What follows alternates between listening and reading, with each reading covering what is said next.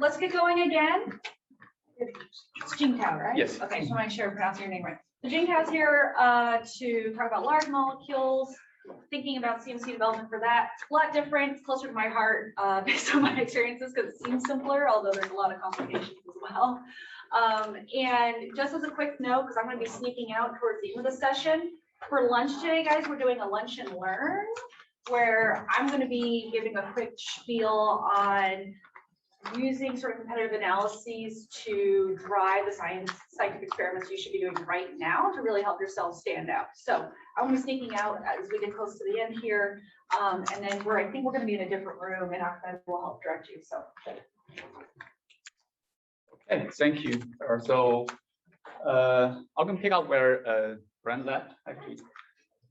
Instead of talking about oral delivery, this is talking about injectable, and especially focus on biologics delivery. So I think I heard a question about how to do IV, sub-Q, and I can address that at the end of the slides, talking about drug product, but most of here is talking about biologics going from like a beginning of manufacturing to end to the commercial kind of getting to the patient. So you realize here actually it's maybe a little bit different, actually quite different from the talk Brent gave. So he's very focused on oral delivery pathway and how to improve your formulation, how to deliver to the through GI tract to get the maximum exposure.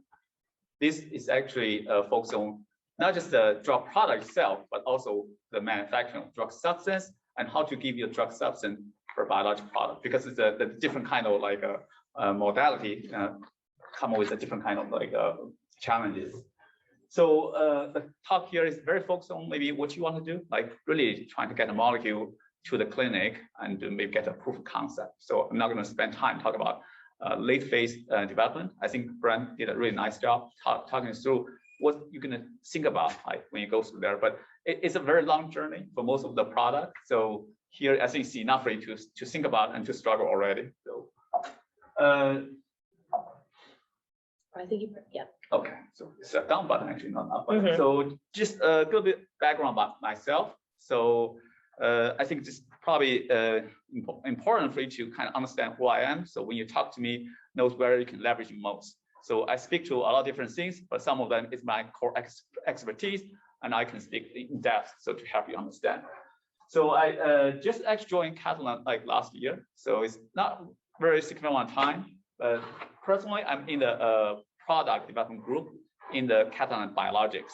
So I think Brent and Elena come from the oral delivery, oral kind of business side. We are all one Catalent, but we are different kind of focus in our company. So prior to Catalent, I was working in Merck, and it's basically a big pharma, right? So trying to develop products. So I spent a significant amount of time to develop different kind of products, and actually very wide range of different kind of modalities. So going from the small molecule, I think Brent talked about some of the oral side. I work injectable quite a bit as well. And then of course, people work on peptides, and I spent significant amount of time working on oligonucleotide, the small interferon RNA. And then also working on biologics. That's why I kind of have maybe an opportunity to speak here. And we actually started working on mRNA, messenger RNA, and using a lipid nanoparticle for mRNA delivery as well. So if you have interest, you can talk to me, and pretty familiar in that field overall. So we're not going to talk about it per se, but if you have interest in that, we can go in there. So my experience is quite kind of diverse, like going from early discovery, where you guys I think probably in, to the initial candidate selection, then to the early product development, take it from a preclinical to a first in human, and then to the proof of concept, and then later to the commercial product launch. So it's a really kind of wide range of things, although mostly focused on drug product side. So, and I have a lot of experience on different kind of delivery opportunities. So the use of nanoparticle, the different kind of sub-Q delivery route for biologics, and then how to enable you to do a control release in the injectable format, those kind of things. So yeah, so feel free to grab me in office hour or whatever. I mean, during lunch, we can chat and what you are kind of interested in, and maybe I can help you along. So yeah, just really quick. I think Elena already talked about overall company. I thought it would be actually useful to tell you what biologics is. So I think there's a few key points maybe worthwhile to bring to your attention in terms of like maybe just kind of is if you think about like manufacturing or research need. So the biologic side is actually relatively new to Catalent, as Elena talked about, where a lot of new acquisitions, and actually some of them is pre-existing, some of them new, and it's basically covering actually all the kind of gamut of the drug substance and drug product need for you. So we can do pretty much from the like a cell line development, which I'm going to talk about why you need to do that. And I think a lot of you are coming from maybe biological background, so you probably recognize some of the things we talk about. But for manufacturing, there's a need to do certain things, and then that's where cell line development comes into place. So, and then there's all the different kind of drug substance manufacturing, different steps you take, and also the drug product manufacturing, and then the fill finish, and also the clinical service, as Elena kind of pointed out. I want to point out we also have ability to do actually antibody drug conjugate. We have a technology called SmartTech, and this is something maybe if you're interested, you kind of talk to us. There's a unique advantage to that technology to bring a like chemotherapy drug to the selective site in a body. So, and of course we have cell and gene therapy, which I'm not going to spend time. And it's kind of same thing what Elena talked about. We are like geographically located between US and EU, so it's not as diverse as oral. This is reflecting the current market, right? So where the most of the clients are, so we have a distribution of different network. So mostly we have our site from since we talk about here is located in the Madison, Wisconsin, where we do with drug substance manufacturing, cell line development, and some of the analytical work. We also have a very large actually fill finish site in Indiana, where we do all the drug product development, and then to the completion of the large scale commercial manufacturing for the drug product fill finish. And then you hear about actually we have analytical service down in Kansas City and also in the Research Triangle area. And then in California, we have an ADC kind of specialized technology in there as well. So in Europe, we have analysis in Italy and also in France, and then Belgium, where we have a fill finish site as well. So we are building a new capability in Italy to do the drug substance manufacturing as well. Okay, so now it is where the fun starts, right? So you guys sitting here because you have a good idea and you have a good molecule, right? That's why you want to learn how to go the next step. So now it's a question, right? You always probably scratch your head and you hear, oh, I have a molecule already. Why can't I just test the idea in humans? And you will hear people say, yeah, it takes a year or 1.5 years until you reach that patient. The question is why, right? This is a kind of, I think Brent gave you a little bit idea already. You need to consider all the different kind of formulation development. For biologics, it's the same thing, but the focus or the kind of pain point is a little bit different. Here is actually a lot about manufacturing. So on the side where you have you think about all the tox study in a preclinical species, you need to think about clinical protocol, prepare all the documents, but that's a lot of times it's not really limiting. You have enough time during the 12 to 18 months to get it done. You will spend a lot of time trying to basically get your manufacturing right, allow you to produce a molecule that goes through this kind of different process to get you to the patient. So what I'm going to spend time today is basically open it up and let you understand what it takes, go from like this kind of proof concept, and then go to the initial development, and then think about manufacturing, and think about kind of analytical release and testing to give you to the point. So, and the time it takes vary between different compounds, but generally in a range of 1 year to 1.5 years. This is actually pretty much reduced compared to years ago because of the existing platform technology. So there's right now in the market, really it's considered biotech boom. This is all different kind of things you work on. If you're in a lab, your idea is not limited. If you're in the market, it reflects the things you produce in the lab. All kinds of different things, like used to be only enzymes or growth factor, hormones. Now we work on all type of antibody and all type of fusion protein that have very long half-life. So all in all, they call recombinant protein. So this kind of material are produced in the current technology by living system. And there's a in vitro expression system, but I think they're not really mainstream yet. So this requires you to have a cell allow you to produce this kind of proteins in the correct fold and with the right decoration on the surface. So there's other new technology which we don't have time to maybe elaborate too much today. Is the use of in vitro expression such as messenger RNA or the oligosynthesis, like using the chemical kind of synthesis is a peptide or nucleotide. I think this is something like maybe out of the maybe discussion today, but the same kind of logic will follow. It's just using different technology. So one thing I think we got pretty conscious is now we have the molecule, but the important thing is really trying to produce a system that can be used for human. So it's a very different kind of bar compared with you do a lab experiment. So I think Brian hit on the GMP need, right? And this is kind of listing a general expectation from the agency. This is not really people not trying to slow you down. People are trying to protect you and to make sure you have done the right experiment with ethical manner for humans. Okay, so and which the protection means they want you to be able to actually address the complexity in the manufacturing, so allow you to produce a material in a very reproducible manner. Then you test your hypothesis in a very correct way.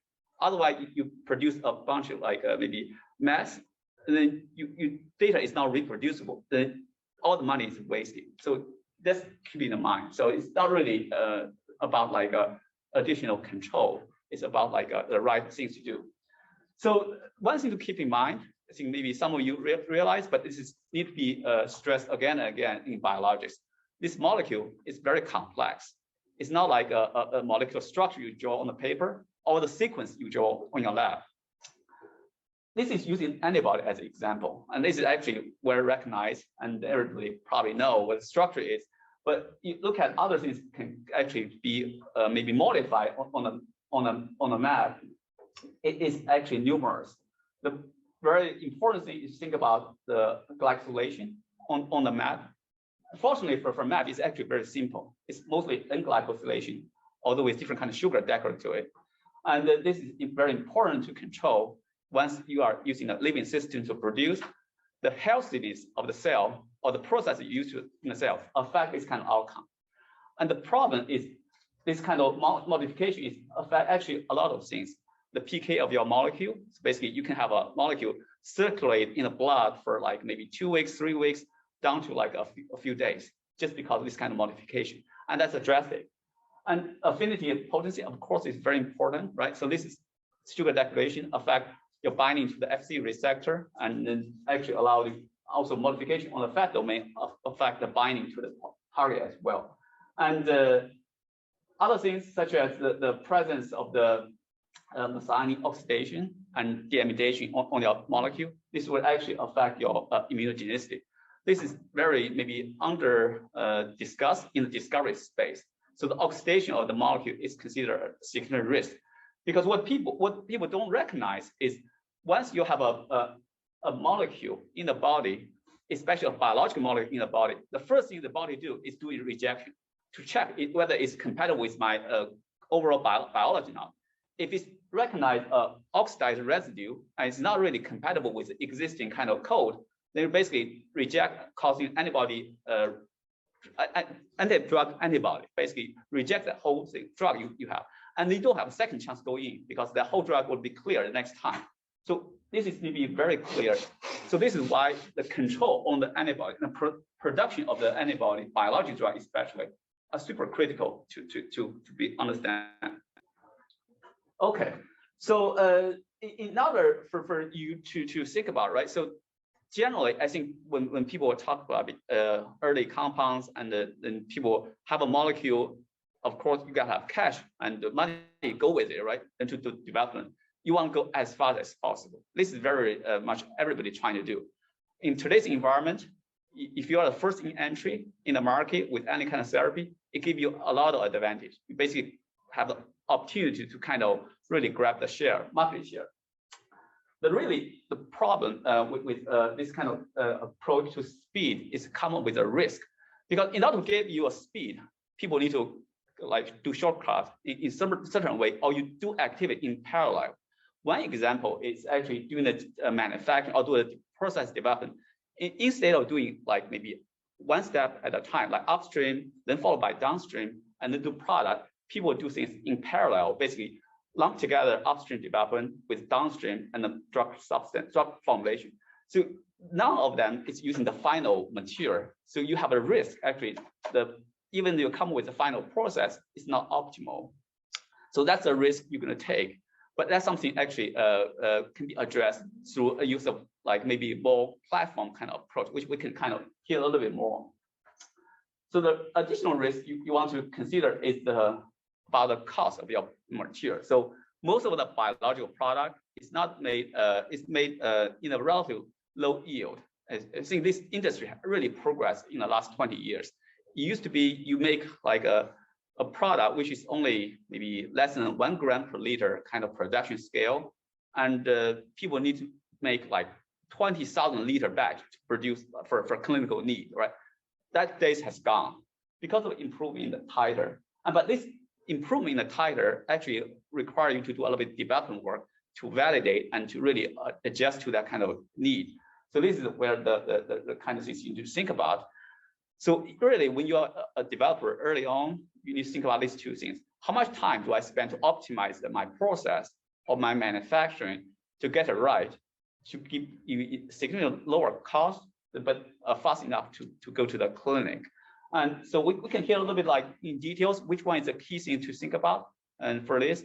And then what key thing is you don't want to sacrifice quality of your product, because as I talk about, the quality of your material can directly link to your efficacy or your production and readout or safety of your molecule. You don't want to mess up that. I mean, the cost thing, I think you can be thinking slightly differently in a long-term objective. So if you have questions, make sure we can maybe kind of have a dialogue. I think maybe the material here is a little bit like a more kind of maybe complex sometimes, but if you want to maybe ask questions right away, that's fine. So this slide, I think one thing actually is very easy for you to think about timeline. It's think about like the different kind of piece that need to be done. Generally, if you work on maybe in the early space, right? You think about, oh, now I need to produce your material, then I need to take that material to formulate and put in the drug product and give the patient. They need to distribute in the clinical center. So what this really highlight is basically you typically in the past, there's not so much they call integrated service for clinical development. So people need to rely on multiple different vendors to do it. And that basically really asks you to do a sequential approach. So it's take quite a bit of time to hand off between one partner to another partner. So I think this is one way really is a place to optimize, where you can really work with a kind of integrated approach where you allow you basically to sequence the event in a very timely manner. So directly pass a drug substance to a product and do a clinical supply. That's kind of, I want to plant a seed in your mind. So sometimes the cost is not really the things you want to go after. It's a timeline. And the right reason to go after timeline is really synchronize the project activity and allow the science to really working the best, right? So not go after the money side where you do the science actually maybe correctly, but you spend the time too much. So that's kind of the take home. So one thing maybe to think in a high level, in terms of what happened to a biologic product, what kind of activities really going on. So there's about like 12 to 18 months I mentioned, and that's for overall kind of go from your molecule to the filing out to the patient. But really for the development of the CMC section, basically the manufacturing and development of your molecule is really kind of timeline we typically kind of discuss. This I think is very common in industry. Everybody kind of work off this, and some people can be very aggressive for unique applications such as COVID, but most people will not go that crazy because that takes too much risk. This is where people are comfortable using the existing process, using the modern understanding of the molecule. And this is pretty much focused on monoclonal antibodies, right? If you are working on something very innovative, but of the platform kind of molecule, you need to really think a little bit more and discuss a little bit more because of the process is very different. So you generally start with so-called cell line development. So this is really allow you to have a living system to produce the material you have. So everything here is basically produced by repeatable cells, it's monoclonal cells. And then this need to be produced actually in a way, this is basically uniform and then can be stable over time, allow you GMP manufacturing to occur. And parallel with it is the production of they call master cell bank. This is basically the kind of true starting source of the manufacturing. What you have here is basically input all your raw material to the cell, allow the cell to propagate itself, then produce the material you want to produce. And what really people kind of maybe didn't recognize is actually because you're working not just with the cells, you're manufacturing things in a very large scale. There may be engineering go into place to allow you to develop that process to manufacturing things in a scalable manner.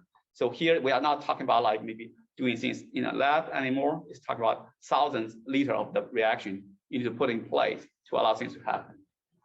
So this is the process, and it can be further broken down into upstream and downstream, which we can kind of talk a little bit more. And then actually, this is actually a very key piece, I think maybe Brent alluded to, the assay or the analytical piece. So you can see actually the long time it's going to take. And this is very much the key reason biology is so challenging to work on.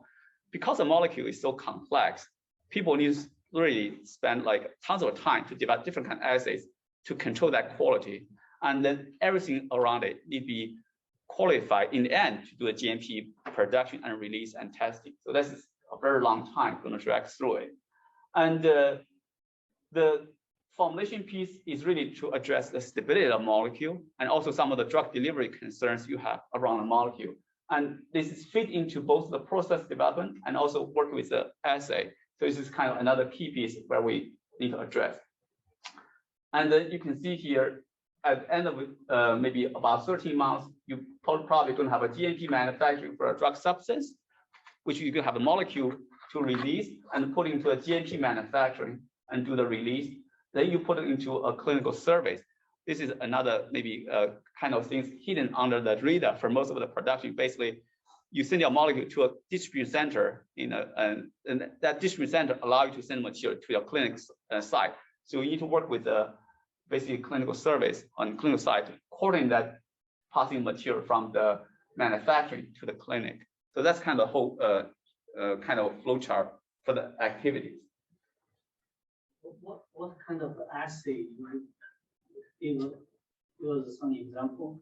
The assay qualification of the biologics, what kind of assay you normally do? Yeah, I have actually one slide.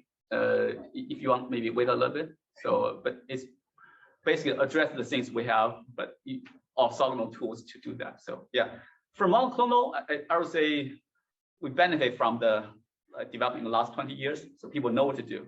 But if you have some new molecule, I mean, that's kind of a little bit like need to discuss and think about. Yeah, but I have actually one slide. We can keep that. So okay. So one thing I think maybe this is a slide I put in yesterday while I kind of think about the audience here, and what I think you really need to take home is the key point. So people really come from a discovery background. We all naturally think about like the molecule potency and the off-target maybe toxicity, right? Because that's two things we learn. You want to have a molecule that works. So you want things very high affinity to the target and very high potency and do the mechanism you want to do. And then you don't want to hit other target. You want to be very specific to the things you work on. But what people don't recognize is actually the biologics is very hard to produce and very hard to maintain stability. So a lot of them failed, not because of they don't have a good molecule or good efficacy or potency, it's because it's not competitive in the CMC space. So what really become a trend in the last 10 years in industry is to bake that developability concept into your molecular selection. It's not really challenging these days to give you like tens of thousands molecules for antibody, where you can basically do different kinds of screening.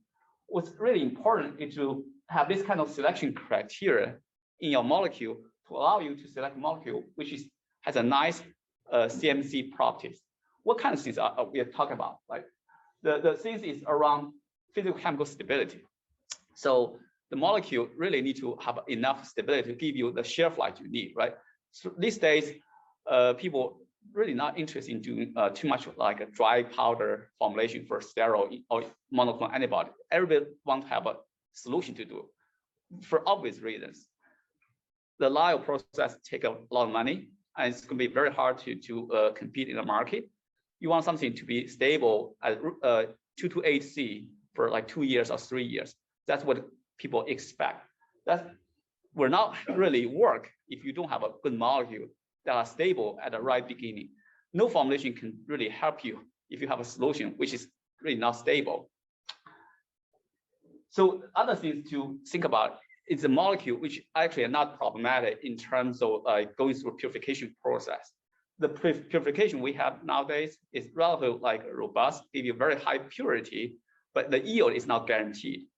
And some of the molecular properties, such as the isoelectric point of molecule, affect that purity or yield significantly. And that's basically tied to your cost. That's something you need to actually consider. And the beauty these days is we have a lot of predictive tools that allow you to understand this fact actually in a very good manner. So for formulation, you can do biophysical measurements that allow you to understand this kind of like maybe things around molecular stability. And you can also actually bake into some of the considerations, for example, the viscosity reduction of the molecule into the early developability as well. So this is the one thing really, I think, very important. And the right timing to do this assessment is where you're trying to nominate your candidate. So typically, I think people focus on potency, mode of action, and the half-life, those kind of things, yeah, early screening, right? But we are narrow things down again and again, down to about 3 or 4 compounds. You need to really actually pay attention also to the physical chemical property of molecule to think about which is the best one. And this actually play a quite important role in a lot of like decision making, not just focus on the potency anymore. So if you want to go into a little bit detail, this is a paper published actually by Merck colleague in the past, and this is where you can kind of gain insight into like what kind of assays you can do. I don't want to spend too much time, as this is one area I think maybe need to be keep in mind and then think about it. It's not that expensive to do. It's more about mentality, I think, in the development. So the first thing I think we should kind of review is the kind of things I'm going to go through today, right? So we already talked about the general development and the general expectation and maybe the key things to consider. Here we head into the technical details a little bit more. And if you're not really like a process engineer, this is going to sound a little bit foreign, but I think it probably resonates to some extent to you with biological background. So just kind of don't feel free to ask questions and then maybe interrupt as I can kind of explain it better. So I will start with the cell line, where we talk about select the clones to give you the production and what key property to keep in mind. So this is actually area maybe when you think about this problem, you don't need to really worry about it, because if you specialize in what you do, you're good at what you do, you don't need to worry about this, but you need to know what question to ask. So I basically prep a few things for you to consider. When you work with a partner, make sure you ask the questions so you know this might be something they are doing the right thing or that fit our needs, your needs or not. Then I'm going to head into process analytical and product development, and then actually briefly talk about how the manufacturing is generally done, give you a sense of kind of scale, and then maybe wrap up at the end. So cell line. This is actually one of the key difference between large and small molecule, right? Small molecule, you think about reactors, you put in your chemicals and you do different kinds of steps. Since it could be 20, it could be 30 steps, but you make a molecule based on like a chemical reaction. Here, what you do is basically you have your sequence, and you give that sequence to somebody. They transfect the cells. The cells start to take that command and then produce the things you want. It's really very straightforward, right? The thing to keep in mind is really whether your material is compatible or with the current existing like platform. The most popular platform for human antibody production is a CHO cell. And that's basically everybody kind of taking that direction. And then it's going to give you a very desirable outcome in terms of titer, the quality of material. But if you are off that platform, right, you're working with some kind of unique molecule, then that might not fit your need. If you don't need really a glycosylation on your molecule, you might be able to go with microbial yeast production. So the benefit of the CHO cell is give you human-like kind of modification, like PTM, basically the glycosylation pattern on your surface. And if you don't need that, it's cheaper to go to a microbial, cheaper to go to yeast, which you can produce a very large quantity at a much lower cost. And the size is a big concern, and smaller molecule or smaller peptide or smaller protein are easy to make. You can really make them very large quantity and very cheap. So larger things such as antibody is pretty much kind of what we consider the kind of typical large molecule. Really, the kind of things you need to optimize where the industry has optimized, so it's have a good chance to focus on that. And then we talk about the PTM or the glycosylation already. So the manufacturability is basically really kind of need to think about it's a folding of the molecule, right? We all recognize protein are complex, not because it has decoration on the surface, but the correct folding of molecule is extremely important. And that's what the FDA and will expect you to demonstrate. They are basically there to check you done the right thing, right? So the folding really talk about all the primary, secondary, tertiary, and the quaternary structure of your molecule. So that's basically where analytics comes in. And to do the right folding, you need the right manufacturing condition. So, and the titer, I'm going to talk a little bit more. Actually, one slide is dedicated to it because that's one of the really key things where manufacturing trying to do. And then one thing to keep in mind is actually the cell line. Because this is done by a living cell, most companies work on it has a proprietary technology on that cell line. So Catalent has, and other companies also the same way. So we basically kind of have the way to allow you to produce the cells in the guaranteed kind of maybe format and decoration, and has a kind of certain kind of titer associated with it. So that's why the technology comes in place. You can go into a manufacturer and using their cell line to do their work. So you don't need to reinvent the wheel. But what you end up has is a licensing and royalty fee with that kind of particular cell line. So it typically, you don't need to worry about it right at the beginning. It only happens when you're starting to commercialize your molecule after phase 3. So there's a % royalty fee and the license fee go with that cell line development. So that's one thing to keep in mind. Ask the question, right? What cell line do you use? And how does the licensing work? What kind of money do I need to pay? And but if you are thinking about like passing the asset to somebody else after your initial development, this is not really too much to be concerned. And we do have a lot of clients like take the molecule, work with one cell line, then they transit and sell it to a partner afterwards. So okay. So a little bit more detail about the cell line things. So this is really kind of talk about the GMP piece. So because the cell line is really, the cells are responsible for production and guarantee the sequence and guarantee the modification of it. So the expectation is really have the cell line fully characterized and understood in terms of their performance. So the traceability is very, very easy to understand, and thinking about GMP is everything needs to be documented and be controlled. So you know how it works and where it happens and who has done it work. So this need to be fully demonstrated. And this is basically where a lot of, I think, problem with overseas manufacturing, where GMP manufacturing traceability become a problem because people hasn't had that mindset. I think the technical piece is easier to get, but the quality thinking is harder to learn. So it's basically take time to evolve into that kind of thinking. And safety is pretty much guaranteed or will be kind of taken for granted for any biotech product. You need free of any advantageous material such as viral contaminants, because we do use retroviral vector for transfection. So you need to have very low maybe residue from that. You want to make sure you have a sterile product. You want any other contamination out of it. And of course, you want to make sure the things you make, you start with is the right thing to do. So it's identity test. And this is pretty much kind of every time you do manufacturing, you start with that check with identity. And clonality is actually an interesting subject.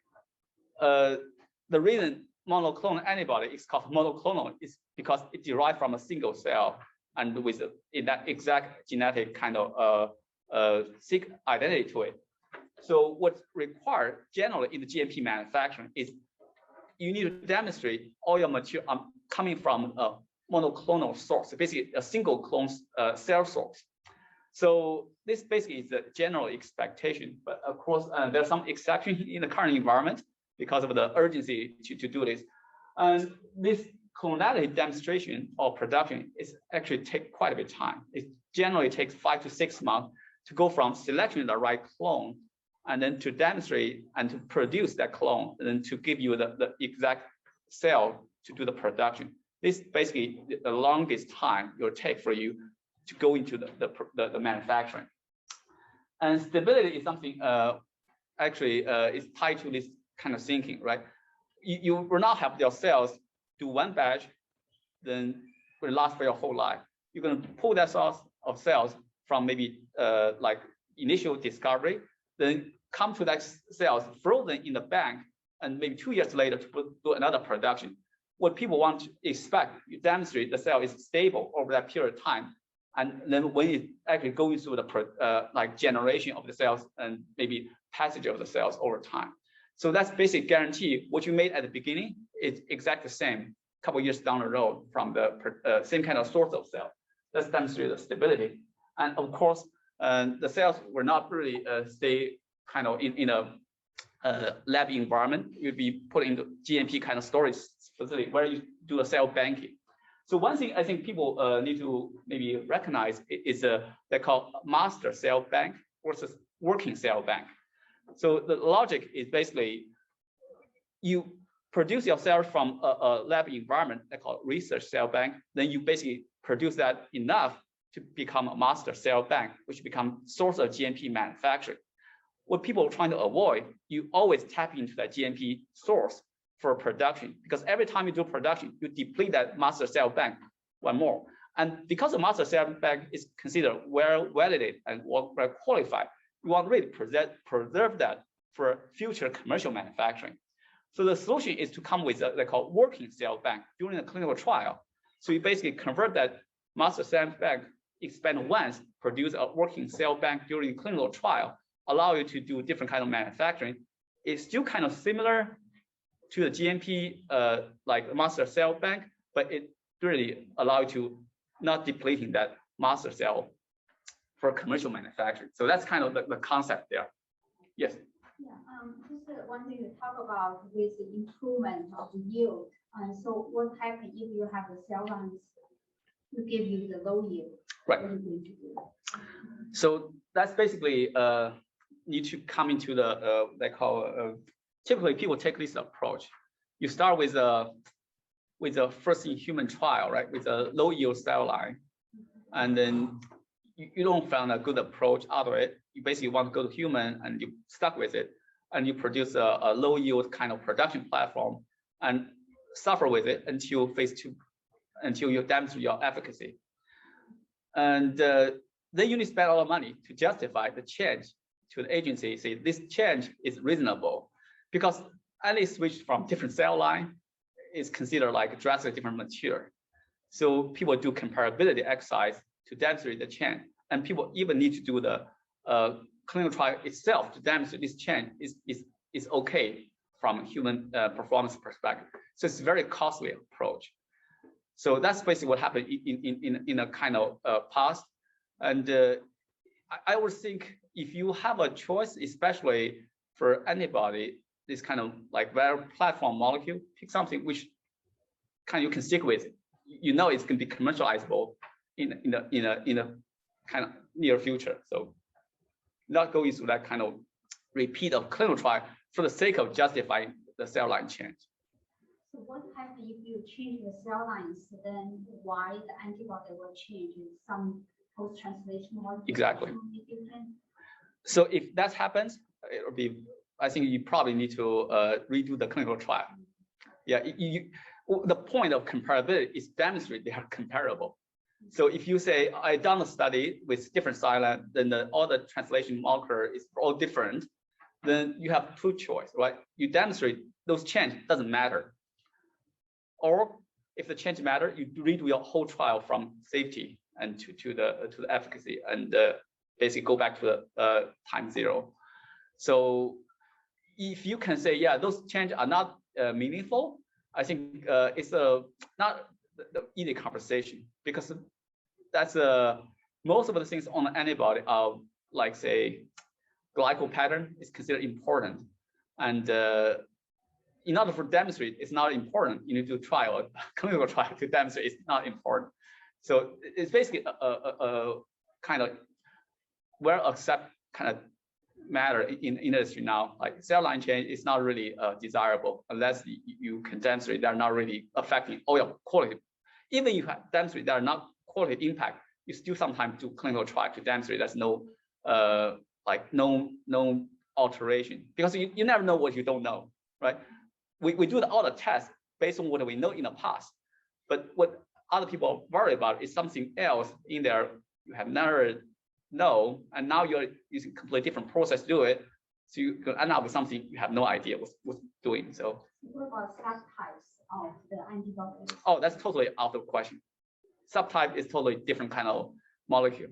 In terms of production. That's actually not so concerning. I think my experience that different like IgG 1 to 4 behave pretty similar. So it's not really kind of too different. Yeah. So for biosimilars, right? So a lot of antibodies are coming off biosimilars. Yes.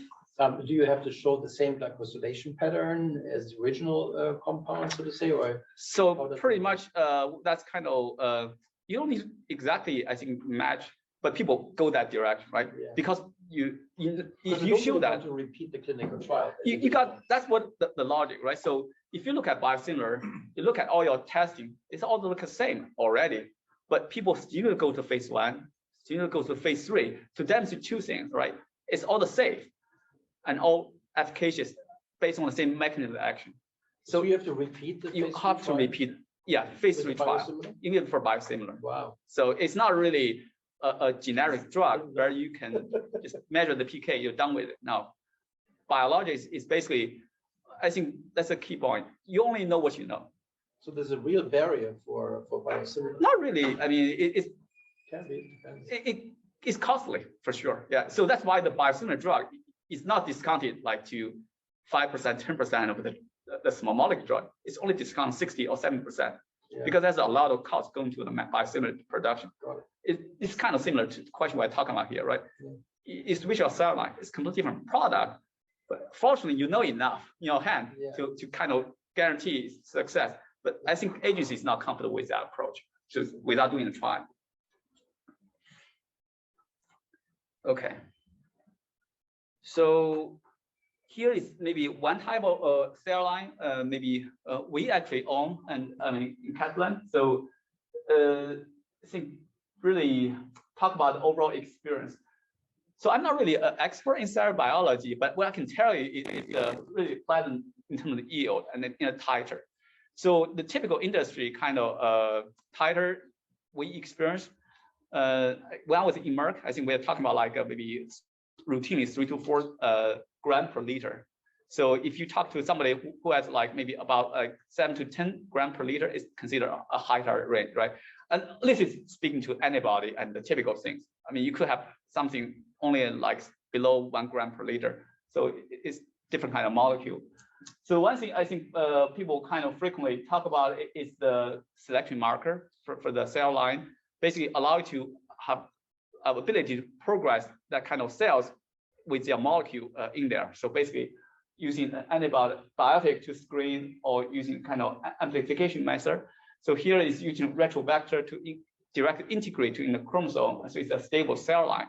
So we don't have really a need to have antibiotic screening, or selection marker. This is kind of a pretty big deal in manufacturing because antibiotics is kind of become less and less popular these days. So people don't want to use it, and if you don't need to use it, don't use it. So, and one thing actually is pretty interesting. I think I really encourage you if you have a problem with expressing your cells or protein in high yield, talk to one of our kind of maybe experts. He really spent a lot of time trying to figure out this for a complex molecule. Yeah, so it's basically they have some kind of like good tricks to basically increase your yield, your titer for the molecule and maintain your stability. So that's kind of one of the things I think we specialize, and this is kind of like maybe Eric can help you. Yeah, questions go. This works for the antibody bispecific. Yes. So we demonstrate it worked for bispecific, and so single chain antibody. Single chain, I think we did that as well. So yeah, it's actually quite a big experience. I only joined Catalent for a year, but look at the number here, like 120 trials. So it's a lot of things has been done, and a lot of people actually commercialize their product using this technology. So this basically allow you to don't worry about all the different kind of activity, but basically you give the sequence to a vendor, and they basically do all from there, give you a cell line, then produce from there. So it basically really have a easy peace of mind. What you need to have is a good idea of the sequence and what this looks like, and that sequence will be optimized based on the developability we talk about. Then it will give you the outcome actually pretty straightforward. So yeah. How about the cost? Cost, manufacturing or the cell line itself? Just the initial selection of clones and some material for testing. For material for testing, I really I think similar to Brad, I think you might want to kind of like reach out BD to talk about like those things. I don't think it's pretty standard kind of over the road kind of package for everybody. I mean, unless you have your own cell line, you typically just kind of do this and as part of the package. So yeah. Sequence. Yeah, that's what you need, a sequence, and it's amazing. Like basically it's genomic age, right? So basically come up with sequence and everything's done from there. If you are with RNA, it's even simpler. So here is in the cell line. So okay, so yeah, titer. So this is probably yes, go ahead. For your cell lines, that one is only for human, or you can use it for mouse? So this is designed for human trials. So here, one key thing to keep in mind is a stable cell line for development. If you are in a lab, I think you can do a transient expression. So basically, you put your things in any kind of cell, a chill cell, maybe you have in a lab, they will produce the material for you, right? So here, the cell, the sequence is integrated as part of the chromosome. So it stay there when the cell divide and reproduce itself, and then it basically maintains itself actually in a stable format. So we demonstrate stability of both the quality of material and also the yield and titer, all those things from the cell line. So this is different from transient expression, where you basically put in the side of the chromosome, and once you divide, the whole thing goes away. So I think from the mouse, I don't think this would fit per se, but it definitely can produce an antibody for sure. But I don't think people would go this for mouse production. And I mean, the other modification of the mouse sequence is also very different from the human cell line. This is designed for human use. So the titer is if you kind of talk to people, this is really where people spend all energy trying to optimize from two angles. One is basically the cell line angle, right? This is where the production starts. If you can ask the cell to be more productive, and then they produce more things of what you want, I mean, with the same kind of input, that's of course is a very good solution. It's basically like looking for the most productive cells in your experiment. So when you do the transfection or transduction of your sequence into the cells, not all the cells take up the material in the same way. Some of them is more productive, some is less. So what you do is doing that screening or clone selection process to pick the one with the maximum production yield. So basically high titer kind of cell line. So that process takes time, and its selection really kind of needs to be demonstrated both in a small kind of culture dish and also in a bioreactor. So it's basically a liters kind of reactor where you demonstrate the yield from that cell line is good enough for you. So it basically comes with a little bit like a longer time for you to get it right. If you don't really care, I mean, of course, you can pick any cell which is stable, integrate into it, but the yield can be very wide variable. So the thing we talk about, couple liters per gram, is after the picking the cell lines with the most kind of production yield. So the benefit of the high titer production is really the economics. So if you have the mature, say, I mean, you are doing a clinical trial, a lot of biologics are not very potent. They look really potent on the nanomolar kind of domain, right? So if you in a molar ratio, it's nanomolar, and maybe some people are talking about like sub-nanomolar, but you need to multiply that with the molecular weight of antibody. It's like 150 kilodalton. Once you do that math, it typically comes down to like all range from milligram per kg in a patient, basically 100 milligram for a patient, and then can go up to like tens to maybe 50 milligram per kg. Basically, the patient needs to take a gram of antibody to have a therapeutic effect. And it's really depending on indication and where your kind of you want to access. If you are trying to access like a CNS kind of brain kind of delivery, the brain penetration of the antibody is only about 2%. So you basically need to start with like maybe a couple grams of antibody for each patient to give you access to the brain. Of course, I mean, if you're lucky, you have something working, maybe 100 milligram, that's much better. So in order for you to really address that kind of high target, you would really need a very high titer. Those are a situation where you want to spend all time, think about titer production and to make it happen. And this is one trick you can do with a cell line.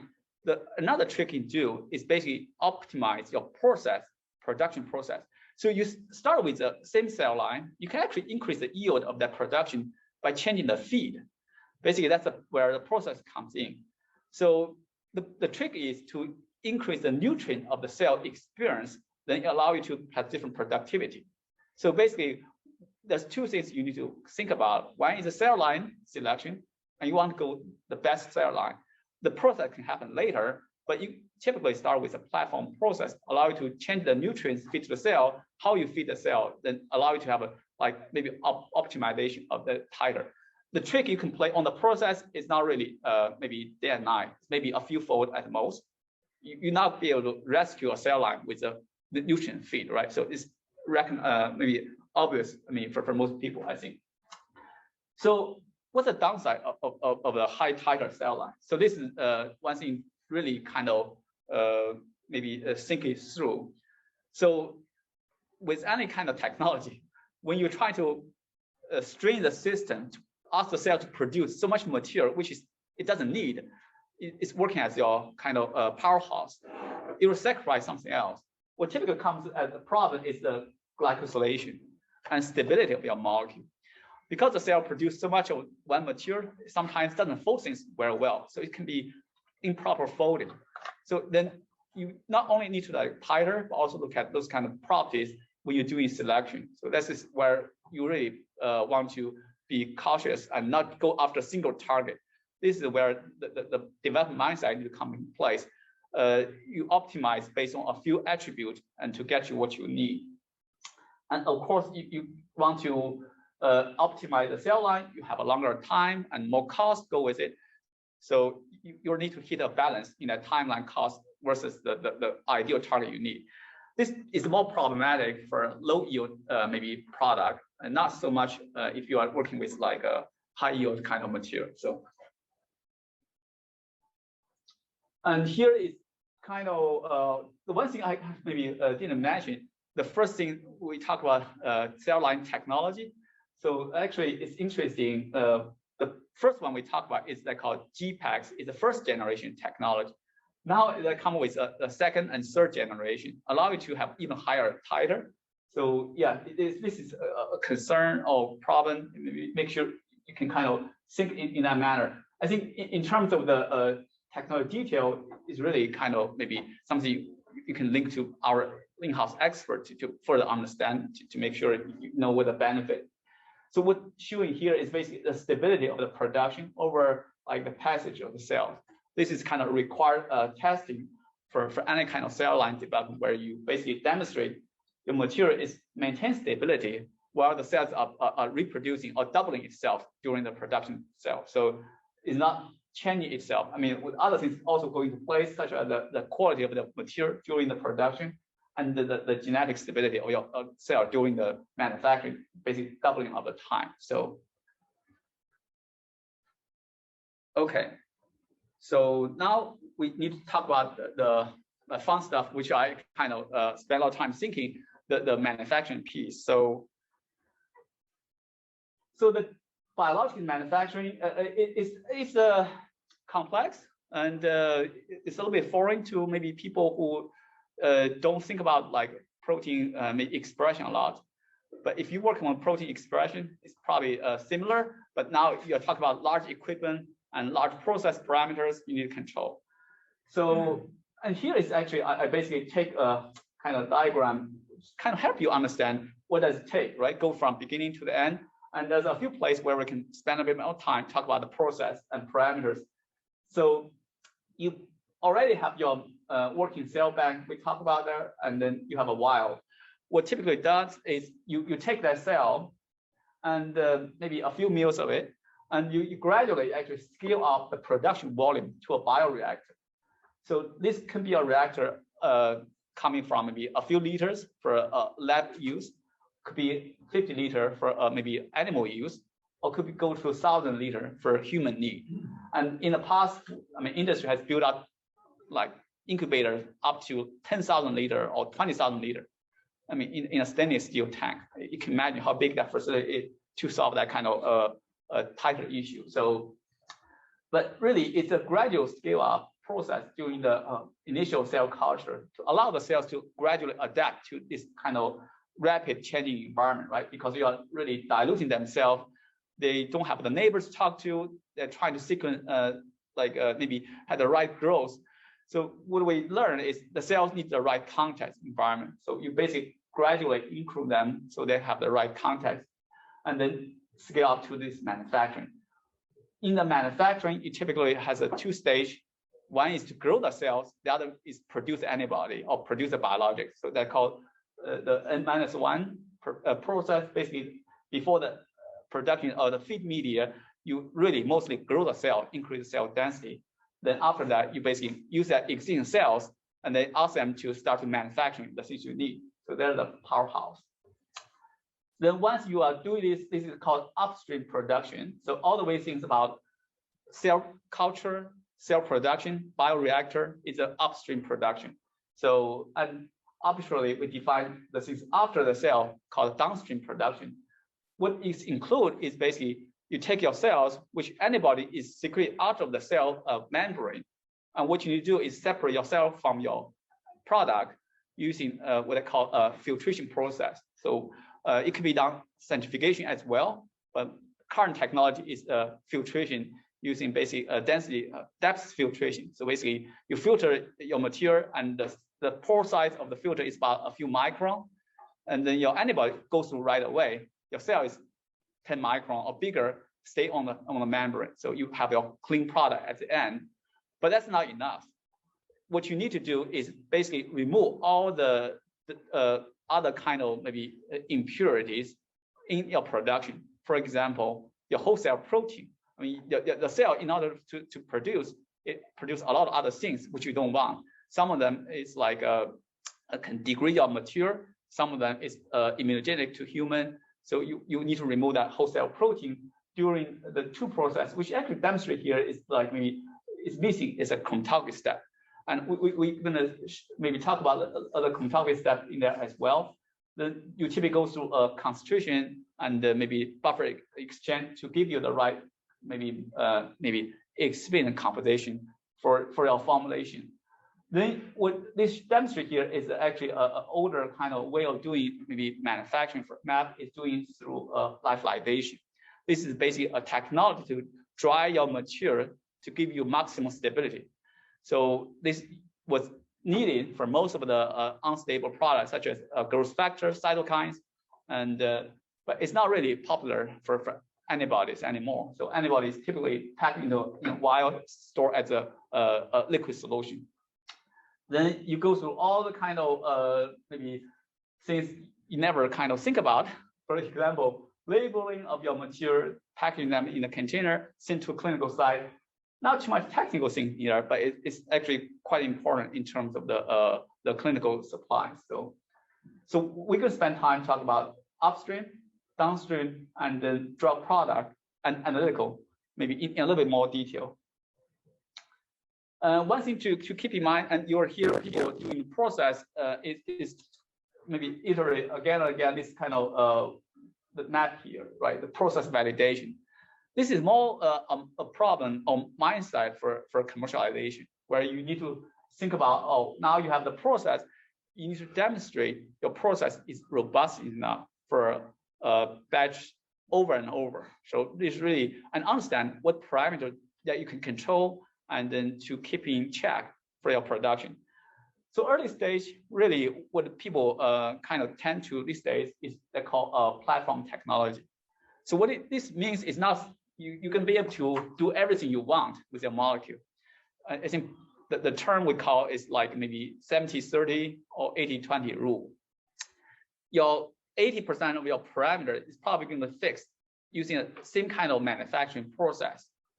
And that allow you really to streamline your activity and to use the same kind of maybe process for your manufacturing. So there's about 20%, give or take, it's an arbitrary number, you need to tweak to allow you to basically done the right thing for your molecule. That's where the development comes in place. You cannot really build a good timeline if you are completely build a new process. You need to follow an industry paradigm to allow you to have that maybe 18 months kind of timeline. The 18-month timeline is built upon you have an existing platform, and then you customize what your molecule for with a 20% kind of optimization. That's kind of how we think about the overall development. And after that, it basically once you do the clinical trial, you find your molecule is successful, then you validate your process and further optimize after that with what called process characterization study. What this does is basically look at the variation of the parameters, see how impactful they are, and then do a qualification campaign right before your clinical endpoint, basically your launch of your product. And this material actually can be used for a commercial purpose, basically to do the patient really, it's not a waste, and you can do the launch.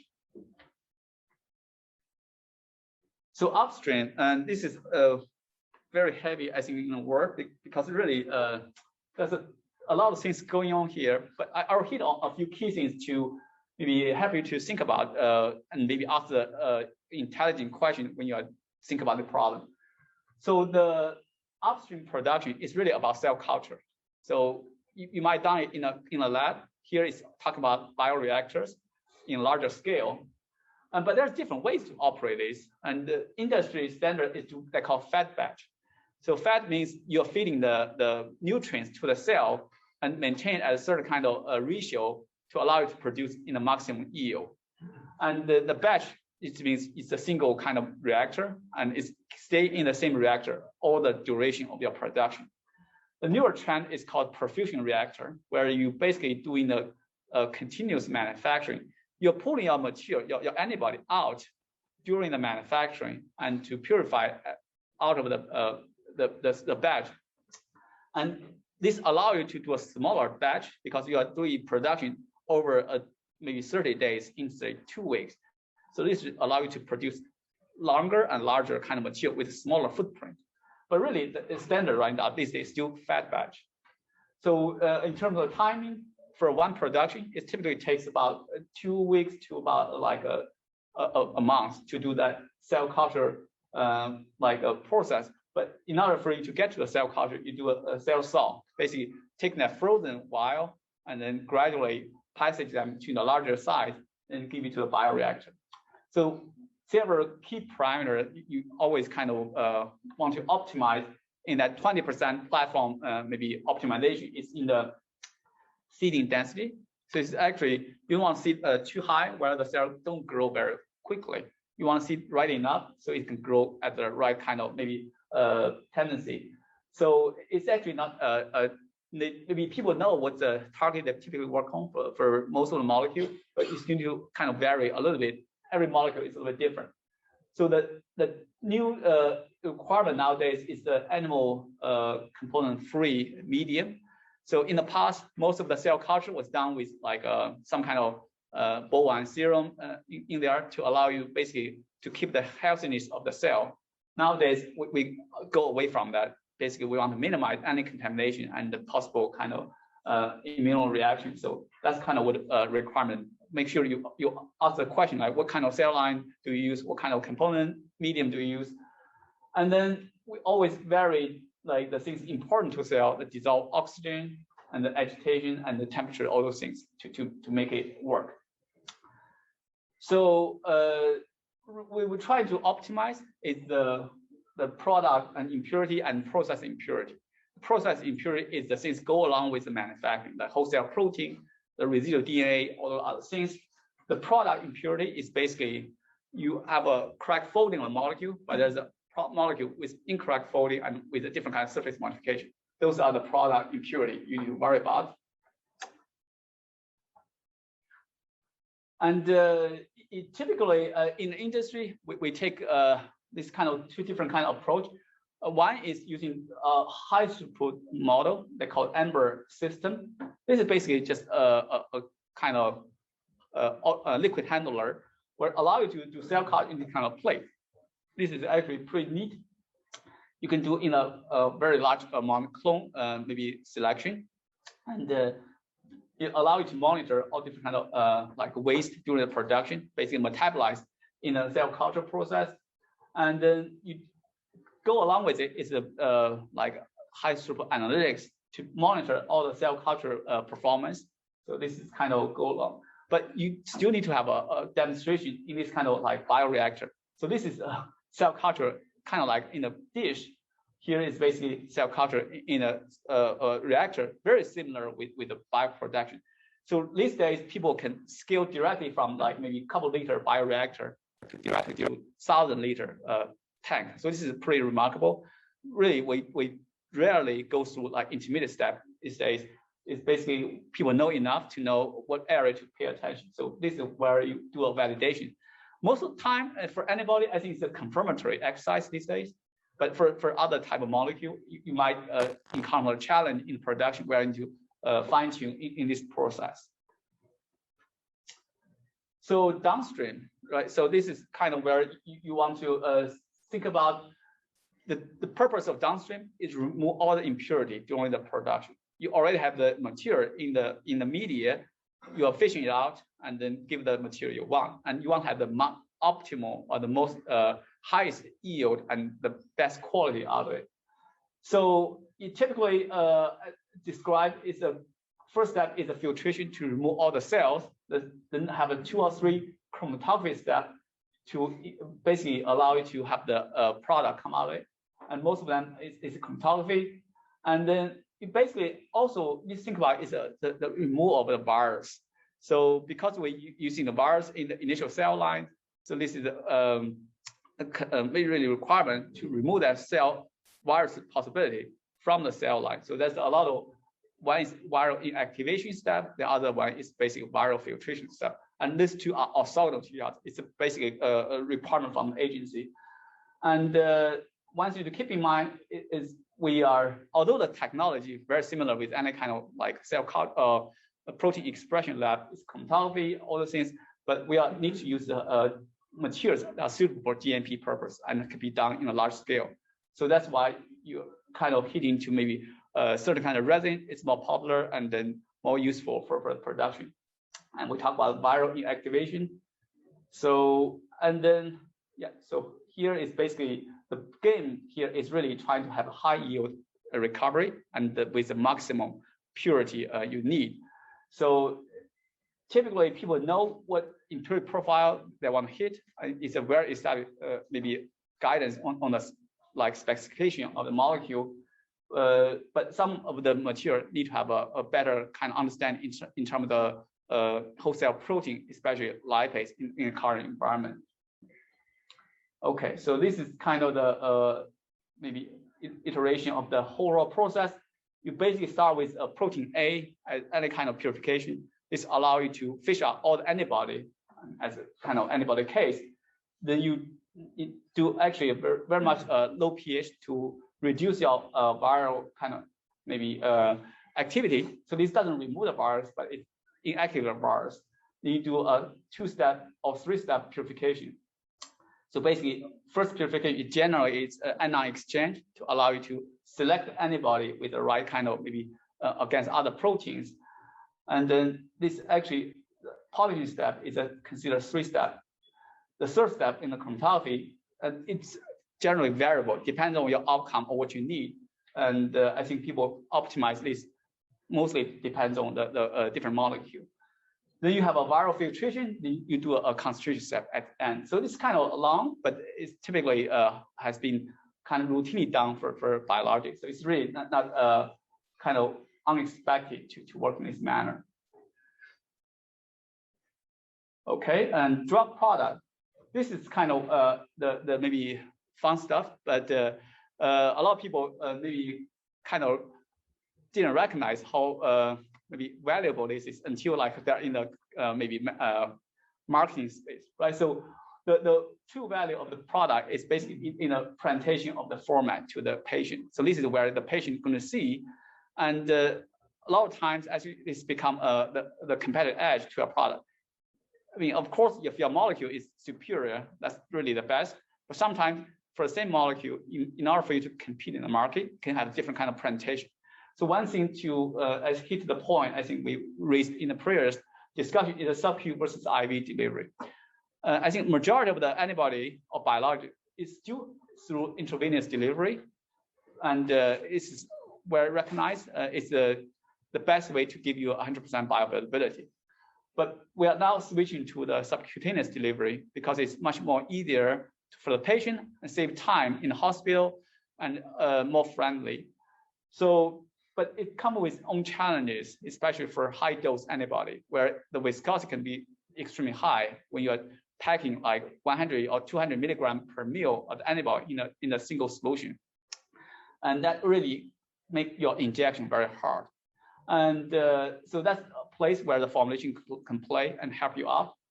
And the co-formulation has become more trendy as well. So I recognize maybe not all of you have multiple molecules, but in like a larger client, they typically want to package two molecules in the same formulation. It's called co-formulation. And this is basically allow you to deliver one drug or one injection with like 2 therapies to maximize, not really has a synergistic effect per se, but to like really give the convenience to the patient and really allow them to not having too much drug over a long period of time. So majority what the formulation do is to give you stability of the molecule. We all recognize biologics are not really stable. So, and this is that we manufacture them, we design them to have enough stability, so give you the pharmacodynamic profile you want, but eventually they're going to degrade. So because we actually keep them in a solution, they actually degrade actually some molecule better, some less, but actually all within like the shelf life you want. So the key thing to consider here is to formulate your molecule just enough so it can sustain the period of time you want.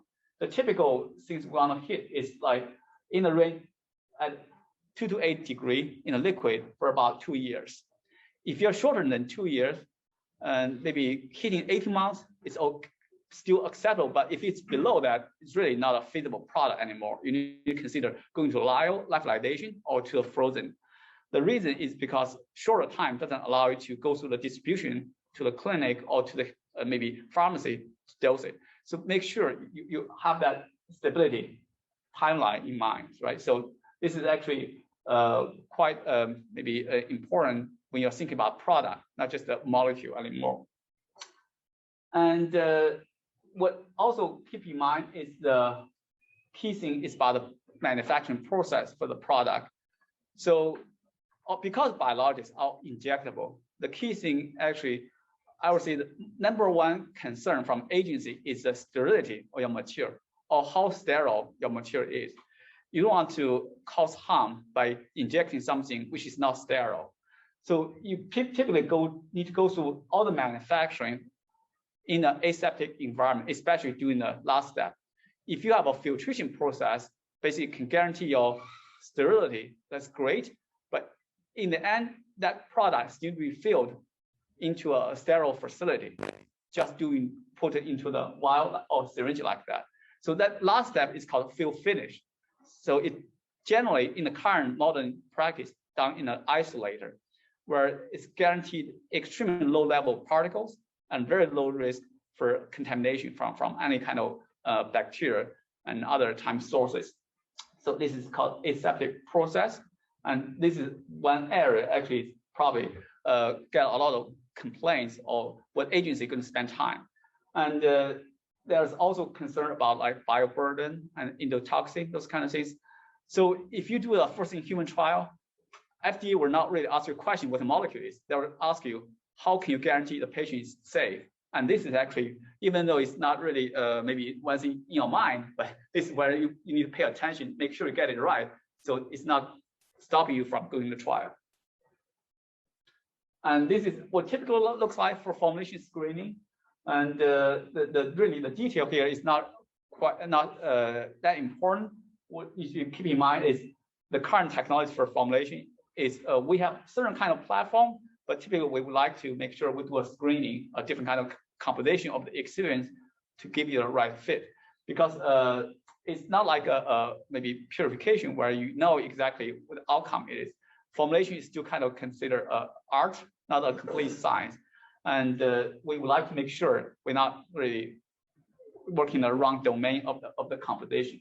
But generally, for most biologics, it's just use of the optimize the pH in the right region and adding the maybe cryoprotectant such as sucrose or trichalose, and adding some surfactant to protect the molecule from interface and shipping stress. Those are typical things we optimize. So it's really not too much variability, but it need to be done in this kind of like screening format for about like a couple months. Then it will give you a process that you focus on actually things which you encounter during a manufacturing, such as the material contact. So a lot of biologics has a lot very poor compatibility with plastic in the past, and also sometimes compatible with stainless steel for reasons like oxidation and extractable. So fortunately, I think people are getting comfortable with a newer technology, but it's still something we typically need to double check and will be required in the filing. And if your molecule is not stable, this is where you can end up. I would say the formulation can find maybe a solution for you, even your molecule is not stable, even it's not optimal, but you end up with a vial, which is sometimes not feasible for long-term development. But in the first human trial, this may be where a lot of people leverage in terms of formulation development. But if you've done it right, you shouldn't go there by itself. So I will go a little bit quicker. I think maybe hitting on the time already. So analytical, this is really the bedrock for all the development we talk about, right? So we talk about the complexity of the molecule. How do you know the molecule is what you are making, and how do you know your quality is what you're making? This is where analytical comes in place. So there's two pieces of analytical. One is to develop methods. I mean, all analytical is about methods. The methods need to be able to tell what you are doing in the process and what you're doing in the maybe stability, and also what material you're generating in the process. But another piece is to actually produce a method for your GMP control. So that control is go hand in hand with the process. Your process parameter control your process. In the end, it will be expected you not only control through the process, but also demonstrate your control through the analytical method. So that's what another piece for the called qualification or validation of method. And this is actually, next slide will show you what exactly method they are. So another piece actually was maybe not on people's mind is maybe the thing we talked about earlier is comparability. You're never going to be able to like really produce one batch and last for your whole lifetime of the drug. You will produce multiple batches. If your process don't change, your manufacturing facility don't change, that's okay. You don't need to do this comparability. But if any one of them change, right? So you transfer your material from one facility to another facility, or you optimize your process with some kind of maybe different parameter, it's very much expected. You need to demonstrate your material is comparable from one to another one. Comparable doesn't mean it's identical. You just need to demonstrate they are within reason, they are similar to each other. That's kind of the exercise we're trying to do. And the method there is really trying to check on this comparability. So we call it characterization method. So just bring these slides back to talk about heterogeneity in the molecule. And this is really why we have what you're seeing in the next slide, an analytical panel. So it's a very long panel and really maybe not something people working maybe a small molecule kind of used to. It's a lot of material, a lot of methods, and also a lot of maybe equipment to go into this place. So in a high level, what you're trying to do is control everything around the manufacturing. Basically, during your manufacturing, you do what I call in-process test. So for the things matter to the quality of the material, you control that through in-process test. Then you go through all these kind of like different tests. And then when you do a GMP manufacturing, before you go to anywhere, you need to release that batch as a QC, basically like a quality of certificate you receive from anyone when you have a material. That's called a release test. You also need to demonstrate your material is stable during the shelf life of your storage or use. That's called stability test. And the characterization is focused on the comparability of your molecule to know they are similar to each other. So typically, right at the initial release, you do characterization to demonstrate you know the molecule is enough. When you have a process change, you do characterization to demonstrate your change is reasonable within maybe you understand. In terms of the methods, the thing what I call CQA is a critical quality attribute. It's basically why it matters. And then the method is the one you use to test that attribute. So a few things to keep in mind. Of course, you want to know the titer, concentration. Those things are very important, and you know what you're doing. And then things get a little more complex. The ID is talking about, you know, this molecule is what you produce. And it's very important for the receiving the material, because you don't want to administer or manufacture the wrong thing. It might sound kind of like strange. Why do ID tests? I know I have this material, right? But in the GMP manufacturing facility, they don't have one product. They have like a lot of different products. And this ID test is the one they rely on to know which one you are manufacturing. So this is where I end up in the COA and to know this is the material you have.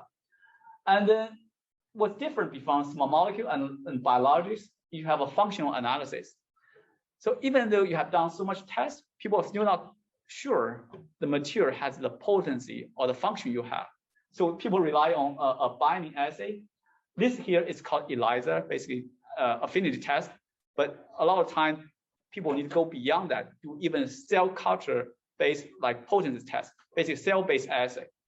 And it's directly tied to the mechanism of action in a potency test. So this is actually a big part of the maybe assay development and can take an extremely long time. I think fortunately for early maybe asset, agency don't ask too much question about potency. But if you are really going to later phase development before like maybe phase 3, this would be definitely asked by the agency. Show me your mechanism of action assay before you go into like clinical stage trial or before you commercialize molecule. So don't forget that maybe it's required, even though maybe you don't get asked initially. And other things is all things around like purity. So the heterogeneity we talk about, the molecule can behave so many different ways. Some of them, look at the size. So you can see actually all lumped together. Like the look at the high molecular weight, right? The reason high molecular weight is important, aggregation is important.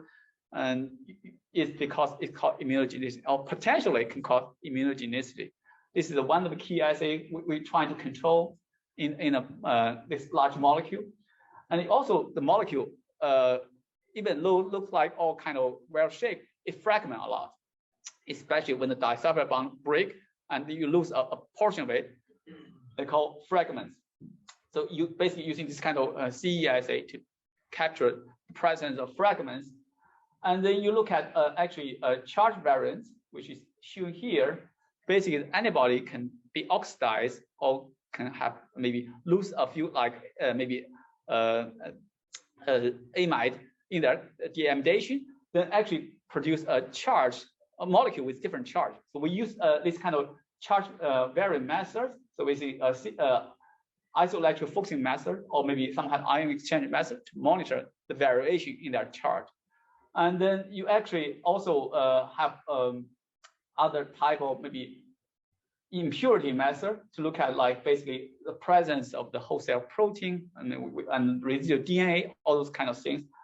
And the characterization is actually will be something more in detail into the primary sequence, maybe, and also the secondary structure and the tertiary structure of it. So it's really kind of, maybe don't want to bore you with that. It's really where the degradation and surface structure kind of plays. Okay, so this slide, I think I can skip really talking about the timeline. So this is based on the typical timeline. Similar to the platform process, we use platform methods.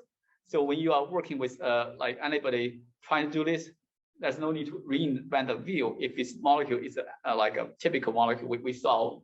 And this is a timeline, typically basically customize the assay for your molecule. And so it's not really very long, but what's not listed here is a potency assay. That's really molecule specific and can take a very long time. Okay, so maybe a couple slides on the manufacturing. This is really not teach you about how the manufacturing is done, really give you a visual idea what it looks like. So the manufacturing, the primary difference here now is we call single use versus stainless steel. The old days, not really old, like maybe 20 years ago, it's all based this kind of structure, right? You have a very kind of large tank and all done in a stainless steel tank. And this cleaning is done by, like, basically they call CIP, clean in place. And you demonstrate your tank is basically clean before use, and then it doesn't have cross contamination. And I think industry has really moved forward because the increase in the titer. Now we are able to actually using this kind of plastic bags to handle things in a single-use kind of container. Single-use means everything is plastic, so you can basically throw things away, and then after manufacturing, so there's a very little chance for cross-contamination. And then this really allow you to kind of have a safety in your mind in terms of cleaning and kind of how things are being made, and it's not really contaminated with other things. So this slide talk about the current technology we have in Catalent. Basically, we have different kind of scales of the reactors. You can see actually larger things are typically stainless steel, and smaller things like it's disposable. I think now we have a little bit more bigger things in the 2,000 liter. So this may be kind of where you're thinking about. But typically, I think people are very comfortable with 2,000 liter production, sometimes 4,000 liter by doing a parallel process in 2 reactors to make it happen. So, and you can multiply that yield and with the volume to get a sense how much material you're producing out of this kind of campaign. And typically, a batch will cost you like several millions to do this kind of manufacturing. I mean, not costing the material, right? So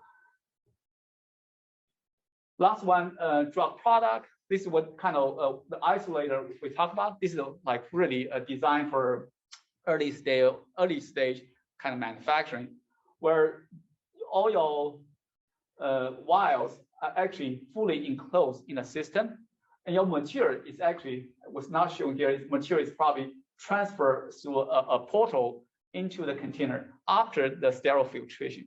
So everything was done in this kind of fully enclosed environment. It's called isolator to protect ingression of any kind of like bacteria.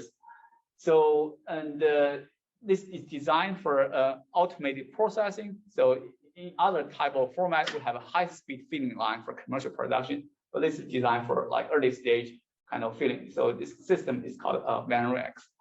And what's to keep in mind, I think for most of the production is really around the dose. How much vial do we need? For early stage, we are really think about like 1,000 to 4,000 vial for phase 1 trial. So that's of course depends on how big the patient size, but don't forget actually a lot of vials are used for analytics. It's not just for patient needs. So you need to add these things together. How much patient need, and also reserve another couple hundred vials for analytical testing and stability testing. So that's what the long panel is going to take, right? So you don't want to run short of material in a clinical trial or using the precious clinical material for like maybe for unnecessary analytical testing either. Last slide, just to sum things up, I think running maybe at end. So if you are really starting, right? So I think key thing to keep in mind, this biologics manufacturing is really a very complex matter. And if you can bake in some of the development concerns, right? So with stability, yield, purity, and maybe overall like heterogeneity into a molecule, it will save your day. It make your molecule fit in the platform and give you a very fast process, not rework. You don't really want to rework the whole thing. Even though it's cheaper than like 10 years ago, it's still quite costly process. It's a lot of resource going to it. All analytical testing is extremely expensive, and that's not going to really help you. You optimize your molecule based on the things we talk about, and then really think about your molecule in terms of where your clinical needs are, right? So I think it's always better to have a low dose and therapeutics, but if it's not true, you're working on high dose range, think about optimize maybe a cell line to give you high titer and allow you to succeed in a later phase. It's extremely costly to transit from one platform to another platform. And then that's kind of thing you want to maybe be very careful in that kind of maybe initial development. And I encourage you to maybe think a little more in the manufacturing process.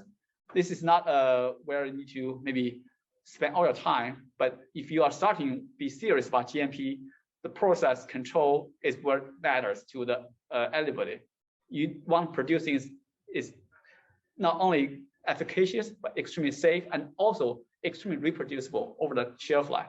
So basically allow you to test your hypothesis in clinic and launch the commercial without any too much question. So that's kind of what I think is important, just kind of keeping in mind. And hopefully today's lecture is a little bit easier for you to understand the overall things and then maybe something to think about. Yeah, so never expect to become expert in this, but hopefully useful. Yeah, thanks so much. Yeah.